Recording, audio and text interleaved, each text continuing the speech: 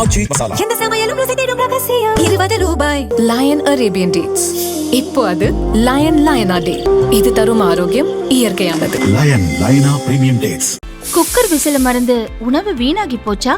இனி அந்த கவலையே வேண்டாம். வழங்குகிறோம் உலகின் முதல் விசில் கவுண்டர் குக்கர், புதிய அல்ட்ரா குரோனோ. அல்ட்ரா என்றால் ஆரோக்கியம்.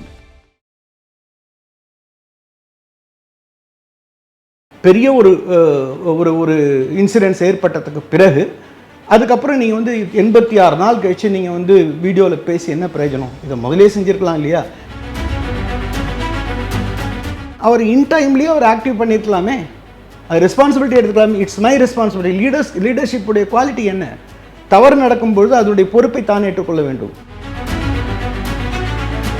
அப்படிப்பட்ட ஒரு ஹிஸ்ட்ரி ஷீட் உள்ள 2007 காங்கிரஸால் வந்து முத்திரையிடப்பட்ட அந்த பர்சனை இது மாதிரி போய் இம்பார்ட்டன்ஸ் கொடுத்து ஒரு நேஷனல் நியூஸாக போட்டு சீனியர் மோஸ்ட் லீடர்ஸ்லாம் போய் அவருக்கு ஒரு அங்கீகாரத்தை கொடுத்து விட்டார்களோ அப்படிங்கிற ஒரு மிகப்பெரிய வருத்தம் என்னிடம் இருக்கின்றது.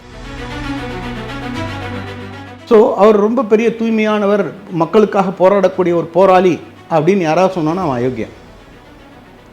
அவன் என்ன வந்து அவன் பண்ணியிருக்கான், அவனுடைய வந்து ஹிஸ்ட்ரி என்ன, அவன் யார் அப்படின்னு வந்து முதல்ல தெரிஞ்சுக்கணும். உலகெங்கிலும் உள்ள தினமலர் நேயர்களுக்கு வணக்கம். நம்மோடு ஓய்வு பெற்ற லெப்டினன்ட் கர்னல் தியாகராஜன் இருக்கிறார், பேசலாம் சார். வணக்கம். வணக்கம். பெரிய இஷ்யூ போயிட்டுருக்கு, நீங்களே பார்த்துருப்பீங்க. கிட்டத்தட்ட 30 நாட்களுக்கு மேலே ப்ரொட்டஸ்ட் அப்படிங்கிறது இருக்குது. ரீஃபார்ம் நீட் அப்படின்றது கேட்குறாங்க. அது கன்வெர்ட் ஆகி இப்போ பேன் நீட்டுன்ற அளவுக்கு வந்திருக்கு. நீங்கள் எக்ஸில் நிறைய மெசேஜ்லாம் சொல்கிறீங்க, மினிஸ்ட்ரிக்கும் நீங்கள் சில ரெக்கமெண்டேஷன்ஸ் அந்த மாதிரிலாம் சொல்கிறீங்க.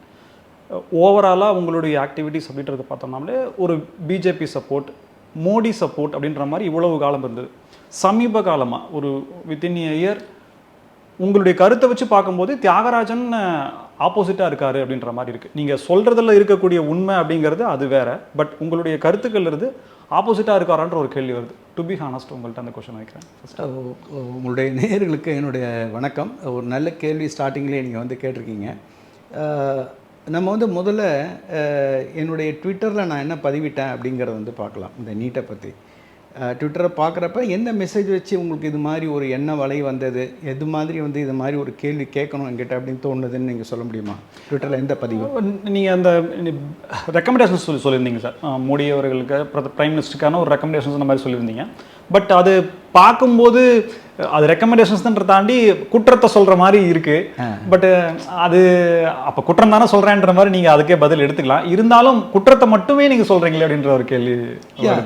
அதாவது உங்களுடைய நேயர்களுக்கு வந்து நான் சொல்ல விருப்பப்படுறேன். அதாவது ஒரு வருடங்களுக்கு முன்பு அப்படின்னு நினைக்கிறேன், ஒரு வருடம் இல்லை 2 வருடங்களுக்கு முன்பு தினமலரில் வந்து மோடி அவர்களுடைய சாதனையை தினமலருடைய பத்திரிகையில் நாளிதழில் டெய்லி வரக்கூடிய நியூஸ் பேப்பரில் ஒரு பக்கம் முழுக்க வந்து பப்ளிஷ் ஆச்சு. நான் எழுதியிருந்தேன் ஒரு பக்கம் முழுவதும். ஏன்னா இது வரைக்கும் அது மாதிரி யாரும் தமிழகத்தில் எழுதியதாக எனக்கு தெரியவில்லை. அவருடைய எண்ணம் வந்து ஆட்சிக்கு வந்த பிறகு என்னென்ன மாற்றங்கள் வந்திருக்கின்றது அப்படிங்கிறத வந்து நான் எழுதியிருக்கேன். பல முறை வந்து நான் நல்ல திட்டங்களையும் அவருடைய நல்ல செயல்பாடுகளையும் நான் பாராட்டியிருக்கேன். அதே மாதிரி தவறுகள் ஏதாவது ஒன்று நடந்தால், ஏதாவது முன்னேற்றம் என்பது ஒன்று தேவைப்படும் பொழுது அதையும் நான் எடுத்து கூறியிருக்கின்றேன். I am a nationalist. I am not belongs to any party. I am not பூஜாரி ஆஃப் எனி இண்டிவிஜுவல். நான் வந்து தேசத்துக்காக நான் வந்து பக்தி செலுத்தக்கூடியவன். என்னுடைய பக்தி என்பது தேசத்திற்காக மட்டும், தேசத்தினுடைய முன்னேற்றத்திற்காக மட்டும். ஆகையால் தேசத்தினுடைய முன்னேற்றத்திற்காகவும் பாதுகாப்பிற்காகவும் ஏதாவது வந்து ஒரு கருத்துக்களை நான் வெளிப்படுத்த வேண்டுமென்றால் ஒரு ஹெல்தி டெமோக்ராட்டிக் வேலை நிச்சயமாக அதை நான் வெளிப்படுத்துவேன். ஆகையால் ஒரு கருத்தை நாம் ஒரு நல்ல கருத்தை மேம்படுத்தக்கூடிய ஒரு கருத்தை வெளிப்படுத்தும் பொழுது அது வந்து ஒரு ஆன்டி மோடியோடைய வியூ மாதிரி இருக்காது. ஃபார் எக்ஸாம்பிள் நான் சொல்லணுன்னா, அவர் ஆட்சியில் அமர்ந்து இந்த தேர்ட் டேர்ம் ஆட்சியில் இருந்து கொண்டிருக்கின்ற இந்த நாள் வரை 2014 இதுவரை பல அஜிடேஷன்ஸ் வந்து நடந்திருக்கு. OROP-ஆக இருக்கட்டும், அதாவது இராணுவ வீரர்களுடைய, ஓய்வு பெற்ற இராணுவ வீரர்களுடைய 2015 தொடங்கி இன்று வரை நடந்து கொண்டிருக்கின்றது. உலகத்திலேயே மிக நீண்ட நாள் நடக்கக்கூடிய ஒரு போராட்டம் அப்படின்னா OROP-யோட போராட்டம். அந்த போராட்டமாக இருக்கட்டும், ஃபார்மர்ஸனுடைய போராட்டம், அவருடைய போராட்டமாக இருக்கட்டும், பல போராட்டங்கள், CA மாதிரி பல போராட்டங்கள் நடந்திருக்கின்றது. ஆனால் நமது பாரத பிரதமர் இதுவரை இப்போ எப்படி வந்து ஒரு வீடியோவில் சில நிமிடங்கள் பேசினாரோ அது போன்று இதுவரை பேசினது கிடையாது. நான் என்ன கூறினேன், இது மாதிரி இருக்கக்கூடிய நிலையில் பாரத பிரதமர் ஒரு நீட்டு தேர்வு வந்து அதனுடைய தாள் வந்து கசிந்து விட்டது, லீக் ஆயிடுச்சு. அப்படி இருக்கும் பொழுது 22-23 லட்சம் மாணவர்கள் பாதிக்கப்பட்டிருக்கின்றார்கள், அவர்களுடைய பெற்றோர்கள் பாதிக்கப்பட்டிருக்கின்றார்கள். அப்படி இருக்கும் பொழுது அவர் ஒரு இப்போ எப்படி வந்து பதிவிட்டாரோ எக்ஸ்தலத்தில், அப்புறம் வந்து இன்ஸ்டாகிராமில் அது மாதிரி ஒரு பதிவிட்டிருக்கலாம் வீட்டில் இருந்தபடியே. இப்போ இன்னைக்கு பதிவிட்டார்ல, 86 நாட்களுக்கு பிறகு பதிவிட்டார்ல, இந்த பதிவு அந்த கசிவு நடந்தது என்று தெரிந்த உடனே அவர் பதிவிட்டிருந்தால் இந்த நிலை ஏற்பட்டிருக்காது. இதை தான் நான் சொன்னேன். அன்னைக்கு அவர் பதிவு செய்வதற்கு 2 நாட்கள் முன்பு நான் வந்து ரெக்கமெண்டேஷன் கொடுத்தேன் பிஎம்ஓக்கு. ஹை ஹெட்னஸ் இருக்கக்கூடாது அப்படின்னு நான் சொன்னேன். என்னுடைய வார்த்தையில் தவறாக நான் பார்க்கவில்லை. என்னுடைய என்ன அப்படின்னா, ஒரு ஸ்டேட்டில் ஒரு படகு வந்து கவிழ்ந்து விடுகின்றது, சிலர் இறந்து விடுகின்றார்கள், ஒரு விபத்து நடந்து விடுகின்றது. ஒரு வெடி தொழிற்சாலையில் ஒரு எக்ஸாம்பிளுக்காக நான் சொல்கிறேன், சில பேர் வந்து உயிரிழந்து விடுகின்றார்கள் ஆக்சிடெண்ட்டில். அப்பொழுது பாரத பிரதமர் தன்னுடைய வந்து ட்விட்டர் பக்கத்தில் வந்து தன்னுடைய வந்து எக்ஸ்தலத்தில் வந்து அவர் பதிவிடுறார், இரக்கத்தை பதிவிடுகின்றார். 23 லட்சம் மாணவர்கள் மன அழுத்தத்தில் இருக்கும்போது, மன உளைச்சலில் இருக்கும்போது, அவருடைய தாய் தந்தையர்கள் வந்து மன அழுத்தத்தில் இருக்கும்பொழுது அந்த எக்ஸ்தலத்தில் ஒரு பதிவிடுவது என்பது பெரிய விஷயமா? அந்த மக்களை ஒரு சின்ன ஒரு வீடியோ மூலமாக ஒரு செய்தியை பகிர்வது என்பது பெரிய விஷயமா அப்படின்னு நான் கேட்குறேன். அது நீங்கள் செஞ்சீங்கன்னா இன்றைக்கி இந்த பிரச்சனை வந்திருக்காதே, காக்ரோச்சுக்கிற ஒரு பிரச்சனை வந்திருக்காதே. நீங்கள் ஒரு பெரிய வேக்யூம் ஏற்படுத்தி விட்டீங்க, அமைதியாக இருந்தீர்கள். அந்த அமைதியான்ற வேக்யூமில் இப்போ ஆன்டி நேஷனலிஸ்ட் அதுக்குள்ளே பூந்தாச்சு. அப்போசிஷனில் இருக்கக்கூடிய, நாட்டிற்கு எதிராக செயல்படக்கூடிய பலர் அதுக்குள்ளே வந்து பூந்துட்டாங்க. அந்த வேக்யூமில் அந்த இடத்த அவங்க வந்து பிளே கிரவுண்டாக மாற்றிக்கிட்டாங்க. பிளே கிரவுண்டாக மாறி பெரிய ஒரு இன்சிடென்ட்ஸ் ஏற்பட்டதுக்கு பிறகு அதுக்கப்புறம் நீங்கள் வந்து 86 நாள் கழித்து நீங்கள் வந்து வீடியோவில் பேசி என்ன பிரயோஜனம்? இதை முதலே செஞ்சுருக்கலாம் இல்லையா? இந்த உண்மையான நேர்மையான சரியான கேள்வியை நான் கேட்டேன். ப்ரிடிக்ஷன் இருக்குல்ல சார், இப்போ ஒரு பிரச்சனைன்னா நிறைய டிபார்ட்மெண்ட்ஸ் இருக்குது, அதுக்கு மினிஸ்டர்ஸ் ஆத்தென்டிகேஷனாக இருக்காங்க, அவங்க அந்த ப்ராப்ளம்ஸை பார்த்துக்கிறாங்க. இப்போ கோரிக்கையை அந்த மினிஸ்டரை மாற்றணும் அப்படின்றது ஏன்னா நிறைய முறை நடந்தது அப்படின்றனால. கடந்த காங்கிரஸ் ஆட்சியிலையும் இந்த மாதிரி நடந்திருக்கு. பிரியங்கா காந்தி என்ன பதில் சொன்னாங்கன்றது இப்போது அது ட்ரோல் ஆகிட்டு இருக்கு. இது எங்கே நடக்குதுன்றதை கண்டுபிடிக்கிறது, யாருனால நடக்கிறதுன்ற பாயிண்ட் அவுட்டாக சொல்கிறதுன்றது இன்வெஸ்டிகேஷனில் அவ்வளோ முடியாத மாதிரி இருக்குது. இவ்வளோ பிரச்சனைகள் இருக்குது, இவ்வளோ நாள் இந்த பிரச்சனை போகுமான்றதையே இவ்வளோ நாள் இந்த பிரச்சனை போனதுக்கு அப்புறம் தான் நம்மளால் கணிக்க முடியுது. ஒரு எக்ஸ் வலைதளத்தில் பதிவோ அல்லது பிரைம் மினிஸ்டர் அட்ரஸ் பண்ணலையோ அப்படின்ற கேள்வியை இப்போ கேட்கறது நியாயம்தான். பட் அப்போவே சொல்லியிருந்தா பிரைம் மினிஸ்டர் வந்து சொல்ல வேண்டிய அவசியம் என்னன்ற ஒரு கேள்வி வந்திருக்கும். ஒன்று சார். ரெண்டாவது, ராதாகிருஷ்ணன் கமிட்டி அமைச்சது யார்? அவங்க ரெக்கமெண்டேஷன்ஸ் கொடுத்தாங்க. அவங்க ஒரு 60% ஆஃப் இது அப் டு 60% சொல்கிறாங்க. பட் அது என்னென்ன அப்படின்றது அது ஒரு கேள்வி இருக்குது. பட் அந்த ராதாகிருஷ்ணன் கமிட்டி அமைக்கிறதுன்றது ஒரு மிகப்பெரிய பிக் மூவ்மெண்ட் தானே. அதை செஞ்சது யாரு? அது வந்து இதை ரீஃபார்ம் தேவையில்லாத, இல்லைன்னா ரீஃபார்முக்கு அடுத்த ஒரு முன்னோட்டமான விஷயம் தானே. அதாவது நான் உங்கள்கிட்ட ரொம்ப தெளிவாக ஒரு விஷயம் சொன்னேன், அதை நீங்கள் உள்வாங்கியிருப்பீங்கன்னு நான் நினைக்கிறேன். நிச்சயமாக நம்மளுடைய பார்த்து கொண்டிருக்கிற நம்மளுடைய வந்து மக்கள் வந்து உள்வாங்கியிருப்பாங்கன்னு நினைக்கிறேன். மறுபடியும் தெளிவு சொல்ல விருப்பப்படுறேன். இந்தியாவில் ஏதோ ஒரு கார்னரில் ஒரு சிறு விபத்து ஏற்படும் பொழுது, ஒரு சிறு எண்ணிக்கையில் மக்கள் பாதிப்படையும் பொழுது, ஒரு தாய் உள்ளம் கொண்ட நமது பாரத பிரதமர் ஒரு ட்வீட் வந்து போடுறாரு. மிகவும் எனக்கு அதிர்ச்சியாக இருந்தது, வருத்தம் அளிக்கின்றது, அவர் குடும்பத்தோடு நான் நிற்கின்றேன் அப்படின்னு வந்து போடுறாரு இல்லையா? என்னுடைய சிம்பிளான ஒரு கேள்வி, மிகவும் ஒரு என்ன சொல்கிறது, ஒரு பாமரம் மனிதன் வந்து அவர் மனதில் எழுக்கூடிய ஒரு கேள்வியாக நான் வைக்கின்றேன். ஒரு 23 லட்சம் மாணவர்கள் மன உளைச்சலுக்கு உண்டாகி இருக்கின்றார்கள். அவர் மட்டும் இல்லை, அவரோடு இருக்கின்ற அவருடைய தாய் தந்தையினர்கள், குடும்பத்தார். அப்படி இருக்கும் பொழுது இல்லை அது மினிஸ்ட்ரிக்காரங்க பார்த்துப்பாங்க, அதுக்கு எனக்கு சம்மந்தம் இல்லைன்னு ஒரு பிரைம் மினிஸ்டர் இருப்பாரா? இல்லை, லெட் மீ கம்ப்ளீட். இல்லை, அவர் வந்து இப்போ வந்து அவர் மிட் நைட்டில் டைமில் வந்து மிட் நைட்டில் எழுந்து அவர் வந்து ஒரு தானே வந்து இது பண்ணி வீடியோ வந்து எடுத்து அதை வந்து அப்லோடு வந்து பண்ணியிருக்கார் அவர் இல்லையா? ஸோ அது மாதிரி இல்லாமல் அவர் டைம்லேயே அவர் ஆக்டிவ் பண்ணியிருக்கலாமே, அது ரெஸ்பான்சிபிலிட்டி எடுத்துக்கலாமே. It's my responsibility. லீடர்ஷிப்புடைய குவாலிட்டி என்ன? தவறு நடக்கும்பொழுது அதனுடைய பொறுப்பை தான் ஏற்றுக்கொள்ள வேண்டும். ஏபிஜே அப்துல் கலாம் ஐயா அழகாக சொல்லுவார், ஒரு ராக்கெட் வந்து ஃபெயிலியர் ஆயிடுச்சுன்னா அவருடைய இஸ்ரோவுடைய தலைவர் வந்து இல்லை என்னுடைய தவறு அப்படின்னு பாருப்பா, அது சக்ஸஸ் ஆயிடுச்சுன்னு சொன்னால் இவருடைய இது அப்படின்னு சொல்லுவாராம். ஸோ அதுதான் ஒரு தலைமையின் பண்பு.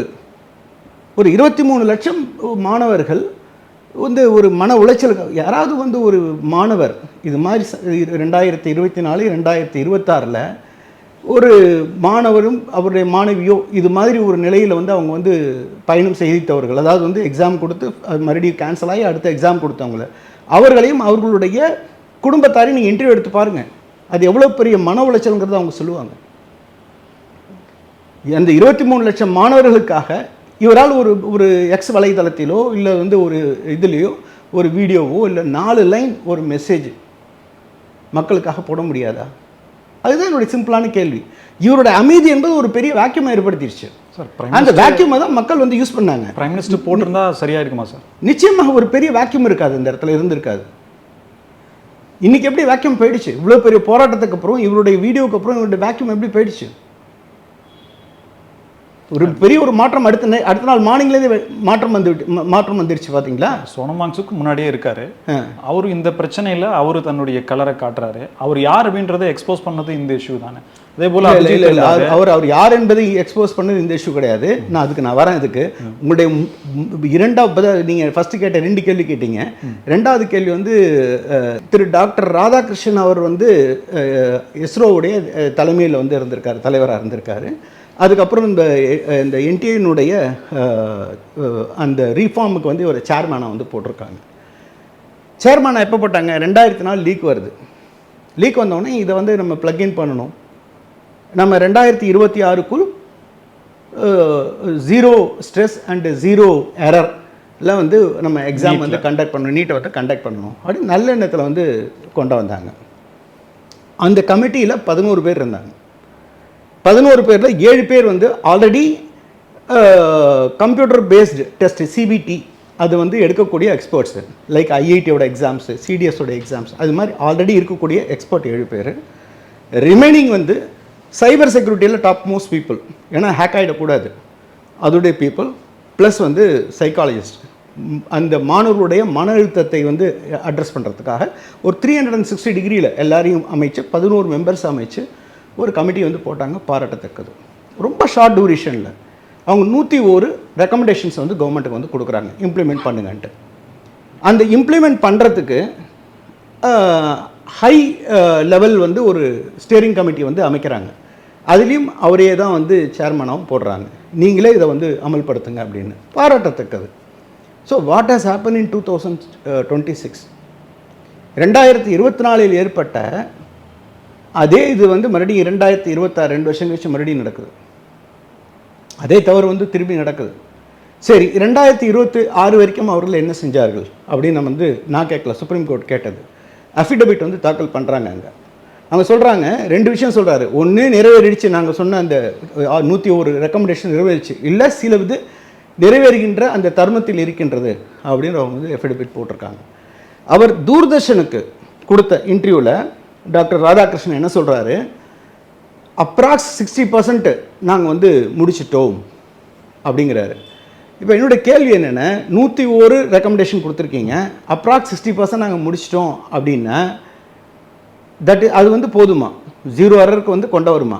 ஸ்டெப் பை ஸ்டெப்பாக வரும். என்ன அது இல்லை, ஸ்டெப் பை ஸ்டெப்பு 2 வருஷம். இப்போ 2 வருஷம் வந்து அதுக்கான டைம் தேவையா? முதல்ல அதுதான் என்னுடைய கேள்வி.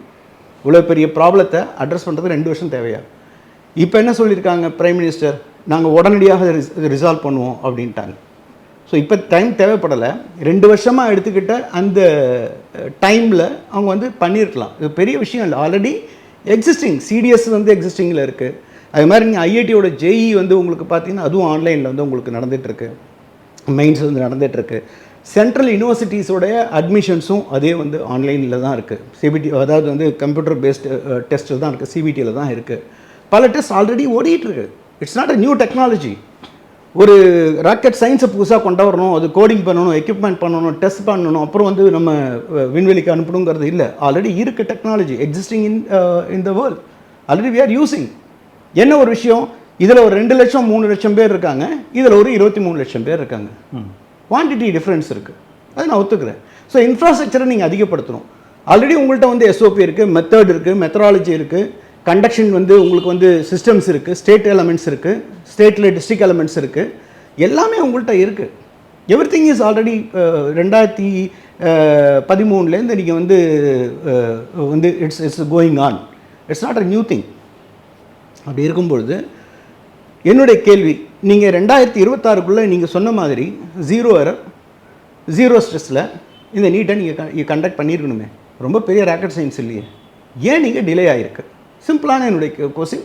ஆஸ் அ ஒரு இந்த நாட்டினுடைய ஒரு பிரஜையாக மாணவர்களின் மீது இருக்கக்கூடிய அக்கறையில் ஒரு ஓய்வு பெற்ற இராணுவ அதிகாரியாக என்னுடைய வலைதளத்தில் நான் பதிவிட்டேன். சார் இப்போ இதை கரெக்டாக நம்ம முடிச்சிருக்கணும். இப்போ நீங்கள் சொல்கிறீங்க உடனடியாக முடிக்கணும்ட்டு, இந்த விஷயம் ஏன் டிலே ஆச்சு? 2 இயர்ஸாக ஏன் நீங்கள் இன்னும் இந்த சுப்ரீம் கோர்ட்டுக்கு கூப்பிட்டு கேட்குறாங்க, என்ன பண்ணீங்க எனக்கு சொல்லுங்கள், இந்த கமிட்டியோட ரிப்போர்ட் என்ன எனக்கு கொடுங்க அப்படின்னு கேட்குறாங்க. சார் கரெக்டாக பாயிண்ட் பண்ணிங்க சார். இப்போ ராதாகிருஷ்ணன் கமிட்டி 101 ரெக்கமெண்டேஷன்ஸ் கொடுத்துருக்கு.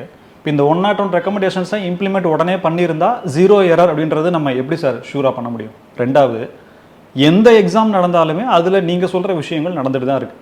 ஈவன் 10th ரிசல்ட் வரும்போது, 11th ரிசல்ட் வரும்போது, 12th ரிசல்ட் வரும்போது, அதுக்கப்புறம் நீங்கள் அடுத்தடுத்த இன்ஜினியரிங் கவுன்சிலிங் வரும்போது நீங்கள் சொல்கிற விஷயங்கள் நடந்துட்டு தான் இருக்குது. எந்த இடத்துலையுமே 0 அப்படின்றது இது வரைக்கும் பாசிபிள் இல்லை. என்னோட சிறிய சிறு மாறுபட்ட கருத்தை நீங்கள் கன்ஃபியூஸ் ஆகிறீங்க. நான் என்ன சொல்கிறேன், இந்த 0 எரர் 0 ஸ்ட்ரெஸ்ஸுங்கிறது நான் கொடுத்த வார்த்தை கிடையாது. இதை கொடுத்தது கவர்மெண்ட். இந்த கேள்வி நீங்கள் கவர்மெண்ட்டை கேட்கணும், எப்படி பாசிபிள் நீங்கள் சொல்லியிருக்கீங்கன்னு. நீங்கள் 2024 அவங்கள்ட்ட நீங்கள் கேட்டிருக்க வேண்டிய கேள்வி இது. 2024 அவங்க சொன்னாங்க இம்ப்ளிமெண்ட் பண்ணுறோன்னு வித் லெட்டர் அண்ட் ஸ்பிரிட்ஸில். அது நான் அக்செப்ட் பண்ணுறேன், பண்ண முடியுங்கிறத அக்செப்ட் பண்ணுறேன்.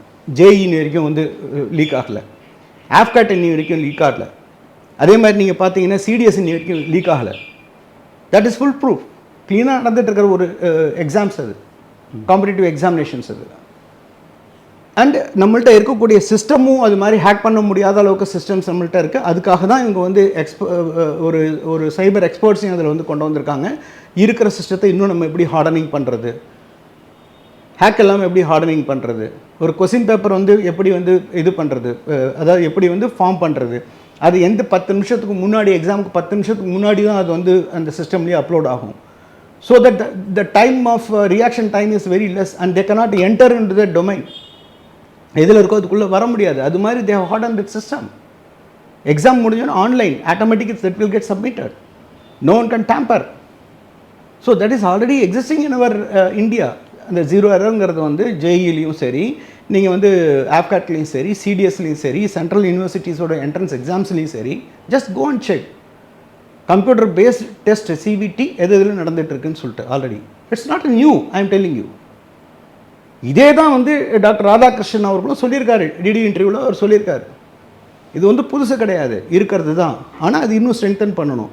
2.5-3 லட்சம் பேர் கொடுக்கறத வந்து நாங்கள் 23 லட்சம் பேர் கொடுக்கறதுக்கு நாங்கள் அந்த கெப்பாசிட்டியை நாங்கள் இன்க்ரீஸ் பண்ணணும், இன்ஃப்ராஸ்ட்ரக்சரை நாங்கள் இன்க்ரீஸ் பண்ணணும். எங்கள்கிட்ட டிஸ்ட்ரிக்ட் லெவலையும் எங்களுக்கு வந்து ஸ்டேட் லெவல் இது இருக்குது, கமிட்டி இருக்குது. ஸ்டேட் லெவலில் வந்து உங்களுக்கு டிஸ்ட்ரிக்ட் லெவலில் இருக்குது. சீஃப் செக்ரட்டரிலேருந்து ஆரம்பித்து ஒரு டிஎஸ்பிலேருந்து ஆரம்பித்து அங்கே இருக்கக்கூடிய டிஸ்ட்ரிக்ட் கலெக்டர் வரைக்கும் அந்த எக்ஸாம் கண்டக்ஷனுக்கு எல்லாருமே வந்து ஒத்துழைப்பு பண்ணுறாங்க. எல்லாருமே அதில் வந்து செயின் ஆஃப் கமாண்டில் இருக்காங்க, அதில் எக்ஸிக்யூஷனில் இருக்காங்க. ஸோ அப்படி இருக்கும்பொழுது என்னுடைய ஒரு சின்ன கேள்வி, டாக்டர் ராதாகிருஷ்ணன் அவர்களுடைய கமிட்டி கொடுத்த அந்த 101 பாயிண்ட்டை இந்த 2 வருஷத்தில் அவங்க அமல்படுத்தி இருந்தால் இந்த 23 லட்சம் பசங்களுக்கு இந்த மன உளைச்சல் வந்திருக்காது. இன்றைய நிலை, இந்த இந்தியாவே கொந்தளிக்கின்ற நிலை வந்திருக்காது. கொஞ்சம் யோசிச்சு பாருங்கள். டெல்லியில் நான் இருந்திருக்கேன். டெல்லியில் வந்து 15 மெட்ரோஸ் வந்து க்ளோஸ் பண்ணி வச்சுருக்காங்க. அங்கே வந்து எல்லா இடத்துலையும் வந்து பேரிகேட் போட்டு வச்சுருக்காங்க. டிரான்ஸ்போர்ட் கிடையாது, மெட்ரோ த்ரூ போக முடியாது. அங்கே இருக்கிற மக்களுடைய நிலைமையை பாருங்கள். ஆஃபீஸ்க்கு போகிறது வர்றது, டெய்லி வாழ்க்கையை நடத்துறதை பற்றி யோசிங்க. பொதுமக்கள் பாதிக்கப்பட்டிருக்காங்களா? இந்தியா முழுக்க வந்து ப்ரொட்டஸ்ட் நடக்குதுங்களா? அமைதி போயிடுச்சுங்களா? லா அண்ட் ஆர்டர் போயாச்சா? ஸ்விஃப்ட் ஆக்ஷன் நாங்கள் வந்து அந்த லீக் ஆகணவங்க யார் யார் பண்ணியிருக்காங்களோ அவங்க மேலே நாங்கள் வந்து ஃபாஸ்ட் ட்ராக் போட்டு வைக்கிறோம். அவங்க மேலே நாங்கள் வந்து ஆக்ஷன் எடுப்போம். மாணவர்கள் காப்பி அடித்து அது மேலே ஸ்ட்ரிக்ட் ஆக்ஷன் எடுப்போம். வரவேற்கின்றேன், அது தேவை. ஸ்ட்ரிக்ட் வந்து ரூல்ஸ் அண்ட் ரெகுலேஷன் தேவை, ஃபாஸ்ட் ட்ராக் கோர்ட்டு தேவை. அதையும் தாண்டி நம்ம என்ன பண்ணணும்? ஃபஸ்ட்டு ஃபுல் ப்ரூஃப் சிஸ்டத்தை உண்டாக்கணும்.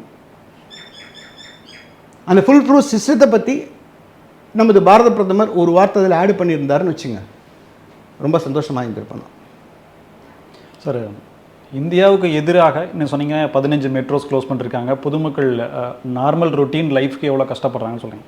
வேறு ஏதாவது காரணத்துக்காகவும் இது நடக்கலாம். இந்தியாவுக்கு எதிராக செயல்படக்கூடியவர்களுக்கு காரணம் தான் முக்கியம். பட் இதுக்கு நீட் அப்படின்றது ஒரு காரணம், அதுக்கு மத்திய அரசு காரணமாக இருந்தது அப்படிங்கிறத நம்ம எடுத்துக்கலாம் சார். இதை அப்படியே இன்னொரு பக்கம் பார்வையில் பார்த்தோம்னா, இதை இப்படி தள்ளி போகவோ அல்லது இதை தாமதப்படுத்தவோ அல்லது செயல்படுத்த முடியாமல் போகிறதுக்கான பலன் யாருக்கு கிடைக்குது அப்படின்ற ஒரு கேள்வி இல்லை சார். வேணும்னே அவங்க விட்டுருக்கிறதுக்கு வாய்ப்பு இல்லை. ரெண்டாவது, இது செய்யாமல் விட்டால் பாஜகவுக்கு தனிப்பட்ட முறையில் ஏதாவது லாபமா அப்படின்னா அதுவும் இல்லை. ஏன்னா இது ஒரு பெரிய பொலிட்டிக்கல் இஷ்யூவாகவே கிரியேட் ஆயிடுச்சு. ஸோ இந்த அளவுக்கு இருக்கும்போது இதில் தவறுகள் முழுவதுமே பாஜக ஆளுகின்ற அரசு, பிரதமர் மோடி அப்படின்றத எப்படி சார் எடுத்துக்கணும்? ஒரு ஹானஸ்டாக இல்லை இல்லை இல்லை, நான் தவறு என்பது மோடிக்கிட்டேன்னு நான் சொல்லலை. நான் என்ன சொன்னேன், அவருடைய அண்டரில் ஏதாவது ஒரு தவறு நடந்தால் ஒரு லீடர்ஷிப்புடைய அழகு என்பது அந்த பொறுப்பை ஏற்றுக்கொள்வது. அவர் இம்மிடியேட்டை தான் கையில் செய்யலைன்னாலும் வேற ஒரு மினிஸ்டர் செஞ்சாலும், அவருடைய 3rd லைன் 4th லைன்லேருந்து மிஸ்டேக் ஏற்பட்டாலும் அதனுடைய பொறுப்பை ஏற்பது என்பது தலைமையின் அழகு. அதுதான் லீடர்ஷிப் செஞ்சிருக்காரு. இருங்க 86 நாள் கழிச்சு அவர் பேசியிருக்காரு, அட்ரஸ் பண்ணியிருக்காரு சார். நீங்கள் எனக்கு உங்கள் நேயர்களுக்கும் நான் சொல்கிறேன், ஏன் இப்படி பேசுகிறாங்கிறது நான் research I have done lot of things. புரியுதுங்களா? 2024லேருந்து நீங்கள் ஒன்றும் இல்லை, அவருடைய பக்கத்துக்கு போங்க, நரேந்திர மோடி அவர்களுடைய எக்ஸ் வலைத்தளம், பிஎம்ஓடைய எக்ஸ் வலைத்தளம், ரெண்டுக்கும் போங்க. அவங்களுடைய டாப்பில் போய்ட்டு சர்ச் பண்ணுங்கள், நீட் NWETன்னு போட்டு நீங்கள் சர்ச் பண்ணுங்கள். எவ்வளோ ட்வீட் வந்துருக்குன்னு அந்த டோட்டல் அதில் இருக்கிறது எல்லாமே வரும். அப்படி பார்க்கும்பொழுது 2024 நடந்ததை பற்றி ஒரு வருத்தமோ, நீங்கள் அது விடுங்க, நீங்கள் பொறுப்பேற்கிறது நீ விடுங்க, தட்ஸ் தூர்க்கி பாத், ரொம்ப தூரத்து விஷயம். அது வருத்தத்தை தெரிவித்து ஒரு ட்வீட் போடலாமா வேண்டாமா? அதுக்கு தான் ஒண்ணே தர்மேந்திர பிரதான் இருக்கான். இல்ல இல்ல, நீங்க அதுதான் வருவீங்க. இல்ல இல்ல இல்ல இல்ல இல்ல இல்ல, நான் என்ன கேக்குறேன், இல்ல நான் என்ன வருத்தம் தெரிவிக்கிறேன்னா யாருக்காக இல்ல கேள்வி வரல சார். நான் கேக்குறது என்னன்னா, ஒரு வருத்தத்தை ஒரு சின்ன ஒரு தாயுள்ளம் கொண்ட நமது பாரத பிரதமர் ஒரு சின்ன ஒரு விஷயத்துக்கு கூட அவர் வருத்தத்தை தெரிவிக்கிறவர். ஒரு போட்டு கவுந்திடிச்ச ஒரு ரிவரில் ஒரு 4-5 பேர் உயிரை இழக்கக்கூடிய நிலை ஏற்பட்டு விட்டது, வருத்தமான ஒரு நிலை ஏற்பட்டு விட்டதுன்னா கூட அதையும் அறிந்து அதற்கும் அவர் ட்வீட் போடக்கூடிய ஒரு தாயுள்ளம் கொண்ட ஒரு மாமனிதர். அதில் மாற்று கருத்து கிடையாது எனக்கு. அப்படிப்பட்டவர் இது மாதிரி விஷயத்துக்கும் செஞ்சிருக்கலாமேங்கிற ஆதங்கம் தான் எனக்கு. புரியுதுங்களா? அந்த ஆதங்கம் உங்களுக்கும் இருக்கும்னு நினைக்கிறேன். இல்லை அப்படி இப்படி செய்யலையா, இந்த ஆதங்கம் இருக்கும் எனக்கும் வரணுங்கிறது ஒரு நார்மலான ஒரு மனிதனுடைய ஒரு இயல்பாக இருக்கும். அந்த மாணவர்களுடைய அந்த மன உளைச்சலை நம்மால் உணர முடிந்தால், அதை பற்றி அறிய முடிந்தால், நிச்சயமாக இந்த வருத்தம் என்பது ஒருத்தருக்கு வரும். என்னை பொறுத்தவரை நான் எது உண்மையோ அதை நேரடியாக பேசக்கூடியவர். Nation first. எனக்கு எந்த ஒரு கட்சி ஃபஸ்ட்டு கிடையாது, எந்த ஒரு தலைமையும் எனக்கு ஃபஸ்ட்டு கிடையாது. என்னுடைய தேசம்தான் எனக்கு முதன்மை. என்னுடைய தேசத்திற்காக என்ன நான் பேச வேண்டுமோ அதை நிச்சயமாக ஆணித்தனமாக, நேர்மையாக, சரியான முறையில், சரியான வழியில் நான் பேசுவேன். சார், இப்போ இந்த இஷ்யூவில் சோனம் வாங்சுக், அபிஜித் தீப்கே இவங்களுடைய ரோல் என்ன? இப்போ அவங்களுடைய கேரக்டர், அவங்க சொல்கிற இன்னொரு விஷயம் நான் உங்கள்கிட்ட சொன்னேன். நீங்கள் யார் பொறுப்பேற்பது அப்படின்னு நீங்கள் கேட்டதுக்காக நான் சொல்கிறேன். பொறுப்பேற்பது என்பது இந்த கமிட்டி அமைச்சு, கமிட்டி செயல்படுகின்றதா என்பதை பார்ப்பதற்கு ஒரு ஹை பவர் ஒரு ஸ்டீரிங் கமிட்டியை போட்டு 2 வருடங்கள் ஆகியும் அது செயல்படாமல் இருக்கக்கூடிய நிலையை இருக்கக்கூடிய அதில் இருக்கிறவங்க தான் இதுக்கு பொறுப்பு.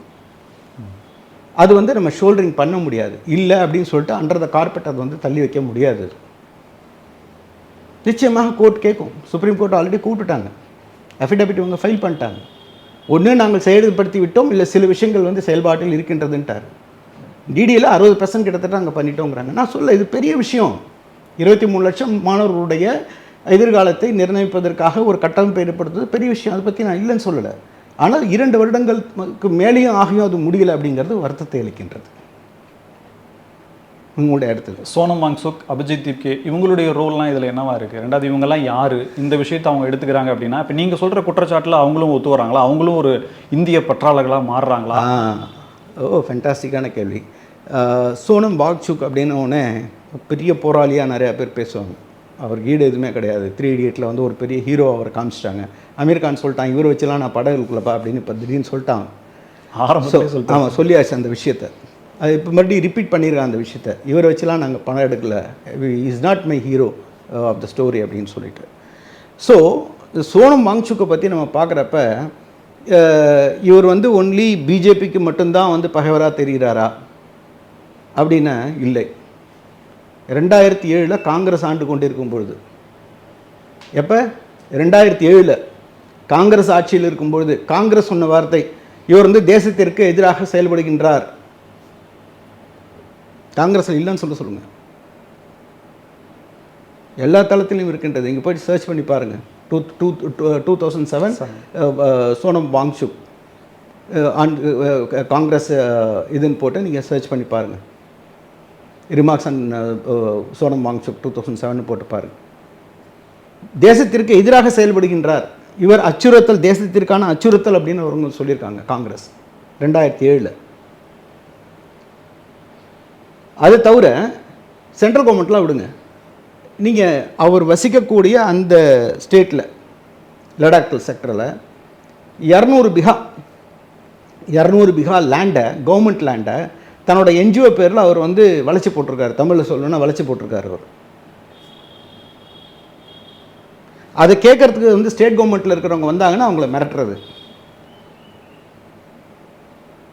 இவருடைய எஃப்சிஆர்ஏவை சென்ட்ரல் கவர்மெண்ட்டை கேன்சல் பண்ணுது. ஏன்னா நிறையா அன்வான்ட் அதில் வந்து வந்து டைரெக்டான ஒரு டிரான்சாக்ஷன் இல்லாமல், அந்த வந்த பணங்கள் எதற்கு போயிருக்கு என்ன ஏதுன்னு அக்கௌண்டபிலிட்டி இல்லாமல், அதற்கான சரியான தணிக்கை இல்லாமல் தவறான வழியில் அது வந்து செயல்பட்டதால் எஃப்சிஆர்ஏ கேன்சல் பண்ணாங்க. தேசிய பாதுகாப்பு சட்டத்தின் கீழே ஒரு கைதும் பண்ணாங்க. இவர் வந்து ஜெயிலையும் இருந்தார், எல்லாருக்கும் தெரிஞ்ச விஷயந்தான். ஆகையால் இவர் வந்து சுதந்திர போராட்ட தியாகி என்பது கிடையாது. இவர் வந்து சேர்ந்ததுனால இந்த இயக்கத்துக்கு வந்து இந்த நீட் என்பது சரியான ஒரு ஸ்ட்ரைக்கு, அவங்க பண்ணது சரி, அதுக்கு அவர் தலைமை தாங்கியிருக்கார் அப்படின்னு நான் சொல்ல வரல. அது கிடையவே கிடையாது, சுத்த அயோக்கியத்தனம் அது. எனக்கு ரொம்ப வருத்தம் என்ன அப்படின்னு கேட்டிங்கன்னா, ஒரு என்ன சொல்கிறது, ஒரு இப்போ நடக்கக்கூடிய இந்த அரசாங்கத்தினுடைய நிலைப்பாடு, பல நல்ல நிலைப்பாடுகள் கொண்டு வந்திருக்காங்க. பல முன்னேற்றங்கள், பொருளாதார முன்னேற்றம் அடைஞ்சிருக்கு, டிஃபென்ஸில் முன்னேற்றம் அடைஞ்சிருக்கு, பல துறைகளில் முன்னேற்றம் அடைஞ்சிருக்கு. இது வந்து ஒரு கிரே ஏரியா, நீட்டுங்கிறது ஒரு கிரே ஏரியா.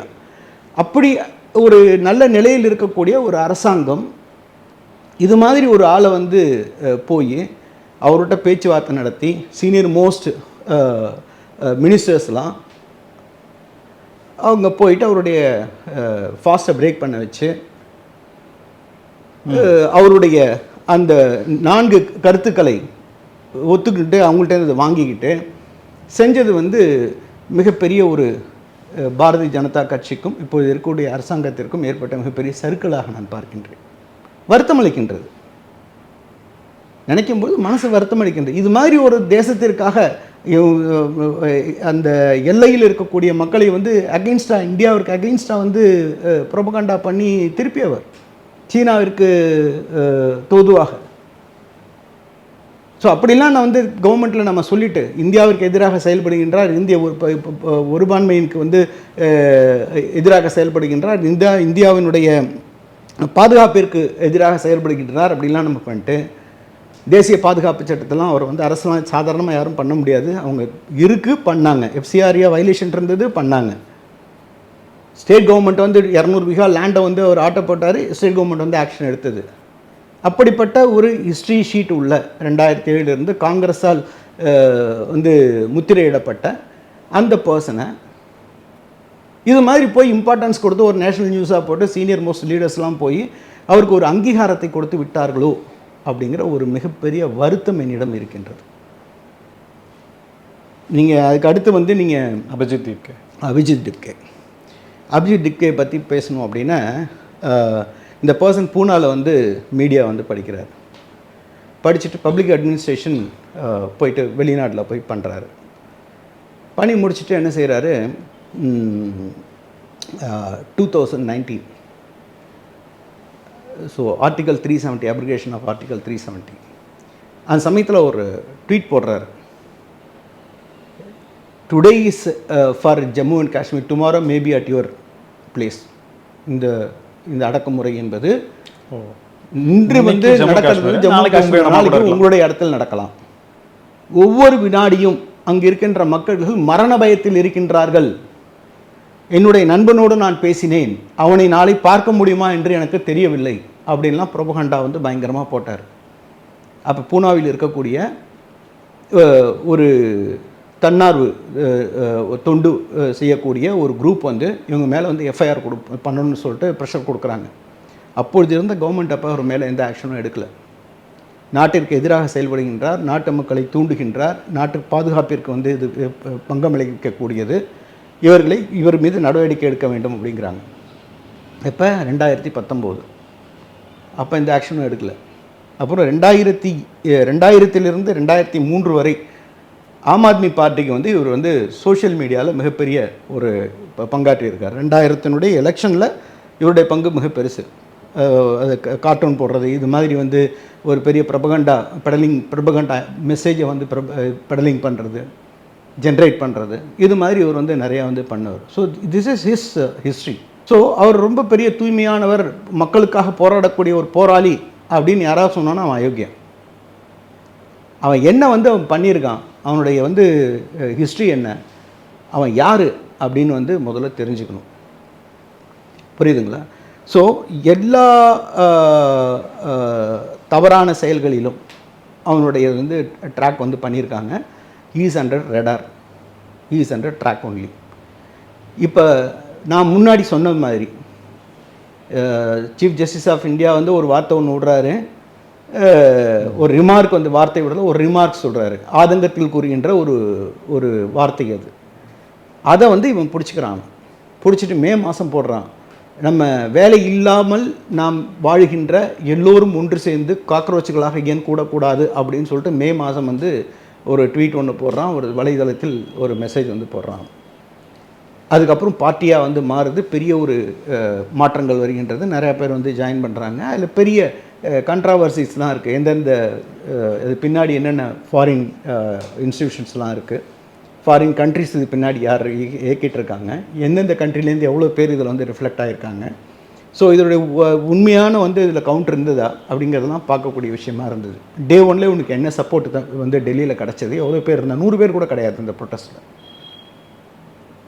என்னுடைய ஆதங்கம் என்னென்னா, இன்றைக்கி வந்து அந்த காக்ரோச் ஜனதா பார்ட்டியிடம் சென்று பாரதிய ஜனதா கட்சியினுடைய ஒரு ஜேபி நட்டா அது மாதிரி இருக்கிறவங்கலாம் போயிட்டு பேச்சுவார்த்தை நடக்கக்கூடிய ஒரு அவலமான நிலையை பார்க்கும்பொழுது மனவேதனை அடைகின்ற. இதுக்கெல்லாம் என்ன காரணம்? நம்ம விளையாடுறதுக்கு ஸ்பேஸ் கொடுத்தோம், இப்போ அவங்க விளையாடிட்டு இருக்காங்க, இப்போ அந்த விளையாட்டை நம்மளால் தாங்க முடியல, ஸ்பேஸே கொடுத்துடக்கூடாது. அதுதான் என்னுடைய சிம்பிளான கேள்வி. நீங்கள் ப்ரிகாஷன் எடுத்திருந்தீங்கன்னா, கரெக்டான நேரத்துக்கு உங்களை இம்ப்ளிமெண்டேஷன்ஸ் கொண்டு வந்திருந்தீங்கன்னா, this would have not happen.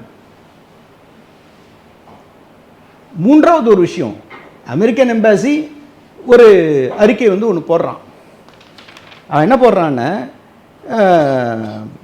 ஏதாவது 17ஆம் தேதி அவன் வந்து போடுறான், யுஎஸ் எம்பசி டெமான்ஸ்ட்ரேஷன் அலர்ட் அப்படின்னு சொல்லி போடுறான். எப்போ? 17ஆம் தேதி போடுறான். 20ஆம் தேதி பார்லிமெண்ட் ஹவுஸ் சைடில் பெரிய கலவரம் நடப்பதற்கு வாய்ப்பு இருக்கின்றது, அந்த பக்கம் யாரும் போகாதீங்க.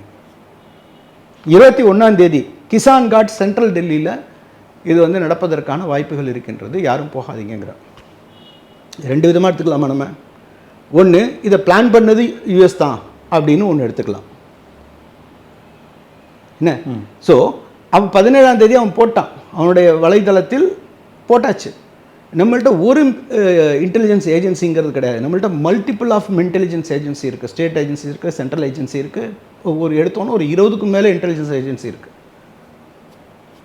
அப்படி அந்த ஏஜென்சி வந்து அவங்க வந்து இவங்களுக்கு வந்து சப்போஸ் மெசேஜ் கிடச்சிருக்கு, ஒரு அலர்ட்டாக தான் போட்டிருக்காங்கன்னா, இவங்களுக்கு ஏதோ ஒரு ஏஜென்சி த்ரூ கிடச்சிருக்கு இல்லையா? அப்படின்னா சென்ட்ரல் கவர்மெண்ட்டுக்கு இந்த இன்ஃபர்மேஷன் ஏர்லியராகவே கிடைக்கலையா? To you believe?